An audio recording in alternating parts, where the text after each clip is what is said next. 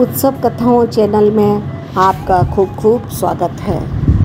युधिष्ठिर ने जनार्दन से पूछा कि वैशाख मास की शुक्ल पक्ष में कौन से नाम की एकादशी होती है, उसका फल क्या है, उसकी विधि क्या है। कृष्ण भगवान बोले, पूर्व काल में श्री रामचंद्र जी ने वशिष्ठ जी से यही बात पूछी थी जिसे आज तुम मुझसे पूछ रहे हो। भगवान जो समस्त पापों का क्षय तथा सब प्रकार के दुखों का निवारण करने वाला व्रतों में व्रत उत्तम व्रत हो, उसे मैं सुनना चाहता हूँ, ऐसा श्री राम ने वशिष्ठ जी से कहा। वशिष्ठ जी बोले, श्री राम, तुमने बहुत उत्तम बात पूछी है।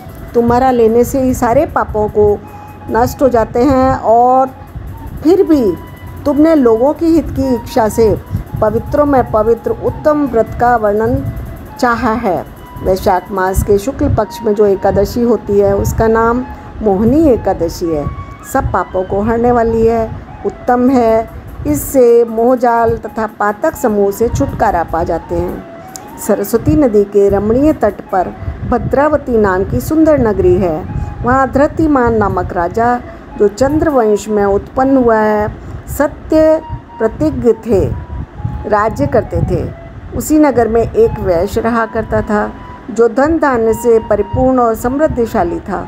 उसका नाम था धनपाल। वह सदा पुण्य कर्मों में लगा रहता था।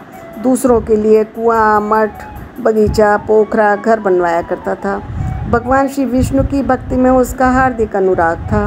वह सदा शांत रहता था। उसके 5 पुत्र थे, सुमना, धृतिमान, मेधावी, सुकृत और धृष्ट बुद्धि। धृष्ट बुद्धि 5वां था। वह सदा बड़े बड़े पापों में संलग्न रहता था। दुर्व्यसनों में उसकी आसक्ति थी। वैश्यों से, जुए में, इन सब कार्यों में वह हमेशा व्यस्त रहता था। बुद्धि उसकी कभी भी देवताओं के पूजन में नहीं लगती थी, न पितरों और ब्राह्मणों के सत्कार में लगती थी। अन्याय के मार्ग पर चलकर पिता का धन बर्बाद किया करता था। एक बार वह सार्वजनिक रूप से वैश्या के साथ में चौराहे पर घूमता देखा गया। पिता ने उसे घर से निकाल दिया और बंधु बांधवों ने भी उसका परित्याग कर दिया। अब वह दिन रात दुख और शोक में डूबा, कष्ट पर कष्ट उठाता हुआ इधर उधर भटकने लगा। एक दिन किसी पुण्य के उदय होने से वह महर्षि कौंडिन्य के आश्रम पर जा पहुंचा। वैशाख का महीना था। तपोधन कौंडिन्य गंगा जी में स्नान करके आए थे।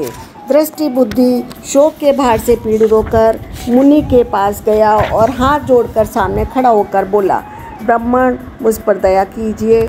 ऐसा व्रत बताइए जिसके पुण्य के प्रभाव से मेरी मुक्ति हो जाए। ऋषि बोले, वैशाख के शुक्ल पक्ष में मोहिनी नाम की प्रसिद्ध एकादशी का व्रत करो और उससे अनेक जन्मों के किए हुए मेरु पर्वत जितने महापाप भी नष्ट हो जाते हैं। वशिष्ठ जी कहते हैं, रामचंद्र मुनि का यह वचन सुनकर दृष्ट बुद्धि का चित्त प्रसन्न हो गया। उसने ऋषि के उपदेश से इस व्रत को किया और इस व्रत को करने से वह निष्पाप हो गया। दिव्य देह धारण करके गरुड़ पर आरूढ़ हो सब प्रकार के उपद्रवों से रहित विष्णु धाम को चला गया। इसके अलावा एक और भी कहानी है कि जब समुद्र का मंथन हुआ था, उस समय अमृत कलश निकला था, जिसको पीने की होड़ में देवताओं और असुरों में युद्ध हुआ था।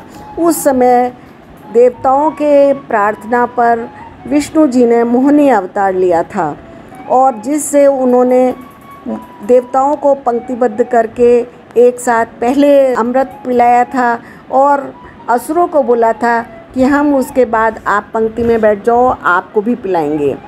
राहु जो है, नज़र बचा करके वो देवताओं की पंक्ति में आकर बैठ गया था और उसने अमृत पी लिया था। चंद्रमा के इशारा करने पर विष्णु भगवान ने सुदर्शन से उसका सिर काट दिया था, जो राहु और केतु बने, क्योंकि वह अमृत पी चुका था। विष्णु भगवान का यह रूप जो मोहिनी रूप है, उसी के नाम पर यह मोहिनी एकादशी का नाम पड़ा हुआ है। इसके पढ़ने और सुनने से सहस्त्र गोदान का फल मिलता है। अगले किसी कथा में फिर मिलते हैं। तब तक राधे राधे।